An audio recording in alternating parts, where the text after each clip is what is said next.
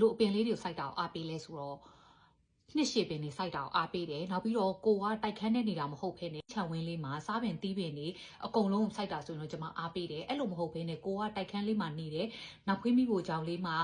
အိမ်ရှိဝရဏလေးမှာဘုံလေးတွေပေါ့နော်ဘုံအလုတ်ကလေးမှာမြေကြီးလေးတွေထည့်ဒါမျိုးလေးတွေနဲ့စိုက်တဲ့အခါမှာလေကိုကဖြစ်မြောက်အောင်စိုက်နိုင်တယ်ကိုအိမ်ကမိသားစုဖူလုံအောင်စိုက်နိုင်တယ်ဆိုလို့ရှိရင်လည်းကျွန်မအားပေးတယ်နောက်ပြီးတော့ဒါလေးတွေကတဘာဝပတ်ဝန်းကျင်မှာရှိတဲ့အကောင်ပိုးမွားလေးတွေလာနိုင်တယ်ဆိုပေမဲ့လည်းမစိုးပါဘူးမစိုက်တာထက်ဆိုင်ရင်တော့လည်းတော်သေးတယ်ပေါ့နော်ဒါပေမဲ့အဲ့လောက်ကြီးတော့လေတဘာဝခေဟာစနစ်ကြီးကိုကောင်းသွားတာမဟုတ်ဘူးတဘာဝခေဟာစနစ်ကောင်းနေတယ်ဆိုလို့ရှိရင်အိမ်မှာခြံရှိတယ်ဆိုလို့ရှိရင်ခြံမှာရှိတဲ့အပင်တွေကို food forest လေးလုပ်ပေါ့နော် food forest ဆိုတာကအစားအသောက်တွေအကုန်လုံးဒီထဲမှာပါဝင်ဆက်နွယ်နေတဲ့ဟာမျိုးကိုကလုံနိုင်တယ်ဆိုလို့ရှိရင်ကောင်းတယ်ကိုယ့်ခြံထဲကနေရတဲ့အသီးအနှံလေးတွေကိုပဲစားရတာဖြစ်တဲ့အတွက်ကျန်းမာရေးနဲ့ပိုပြီးညီညွတ်တယ်အပြင်ကနေဝယ်စားတယ်ဆိုလို့ပိုးသက်ဆေးတွေဘာတွေထပ်ပိုတဲ့ပမာဏတွေထည့်ထားမိတာတွေစားမိတယ်ဆိုလို့ရှိရင်လည်းကျမတို့ယောဂရတယ်ပဲပေါ့နော်အဲ့ဒီအတွက်ကြောင့်မလို့အပြင်ကနေဝယ်စားတဲ့စားလို့ရှိရင်တော့ကိုယ့်အိမ်မှာ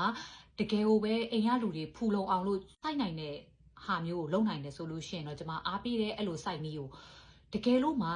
ကိုကတိုက်ခန်းနဲ့ပဲနေနေတယ်တေချာလဲမဆိုင်နိုင်ဘူးကျမလိုပုံစံမျိုးပေါ့နော်စိုက်လိုက်2လနေတေးသွားတယ်3လနေတေးသွားတယ်ဆိုဒါကျမတို့ရေတွေဖြုံးနေရပဲရှိတယ်ကျမတို့လည်းအလုပ်တွေကတစ်ဖက်မအားရတဲ့ကြားထဲမှာဒီအပင်မျိုးပြုစုစောင့်ရှောက်နေရပြီးတော့ဘာမှလည်းဖြစ်ထွန်းမလာဘူးဆိုလို့ရှိရင်မသိဘူးကျမကတော့အဲ့ဒါနဲ့ပတ်သက်ပြီးတော့ပျော်တယ်ဆိုတာကိုကျမမှတိတ်မရှိတော့ဘူးအပင်လေးတွေရေလေးတွေဝါနေတယ်လန်းလန်းဆန်းဆန်းဖြစ်နေတဲ့သားသမီးလေးလိုပဲပေါ့နော်အပင်လေးတွေလန်းဆန်းနေပါလားငါပြုစုပြောထောင်ပေးလိုက်လို့ကောင်းနေပါလားဆိုတဲ့ခန်းစားချက်လေးတော့ကျမမှရှိပေမဲ့အဲ့ဒီ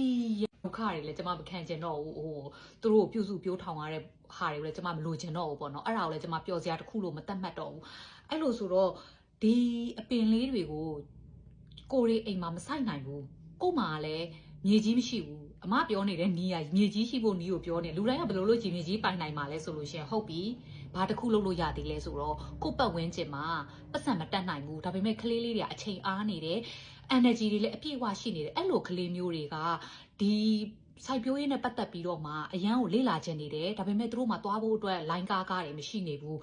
ဒီဒါတွေနဲ့ပတ်သက်တဲ့စာအုပ်တွေမဝယ်နိုင်ဘူးပံ့ပိုးပေးလိုက်ပါနောက်ပြီးတော့ကျမတို့ Facebook မှာဆိုလို့ရှိရင်ရေနတာဒင်းကားဆိုတဲ့အကိုတယောက်ရှိတယ်အဲ့ဒီ group ကသူကရေတွေလိုက်ပြီးတော့တူးပေးနေတာမျိုးတွေ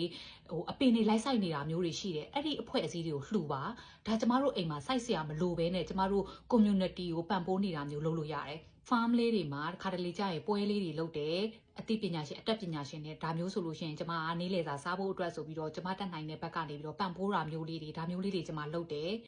အဲ့ဒီတော့ကို့အိမ်မှာအပင်တွေမရှိလို့ကိုကခြံတွေမပိုင်လို့အပင်တွေမဆိုင်နိုင်ဘူးဆိုတာကိုဘာမှအားငယ်စိတ်ပြတ်နေစရာမလိုဘူးကျမကိုယ်တိုင်ကလည်း food forest လေးကိုလုပ်ဖို့အာတိတရှိတယ်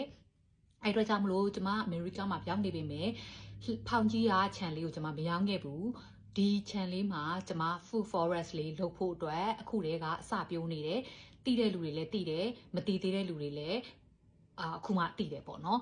ပဲအိမ်ခန်းထဲမှာအပင်တွေမစိုက်တော့ဘူးကြော်ဘူးဆိုပေမဲ့အခုဗီဒီယိုကြည့်နေတဲ့လူတွေကကိုယ်စိတ်ကိုပိုင်တယ်ကိုစိုက်ချင်စိုက်လို့ရတယ်ကျမပြောတာကိုလိုက်နားထောင်ပြီးတော့မှကိုယ့်ရဲ့အကျင့်စရိုက်ကိုဖြတ်လိုက်စရာမလိုဘူးဒါပါပဲ food forest လေးကိုလုပ်စီခြင်းနဲ့ကိုက food forest ကိုမလုပ်နိုင်ဘူးဆိုလို့ရှိရင်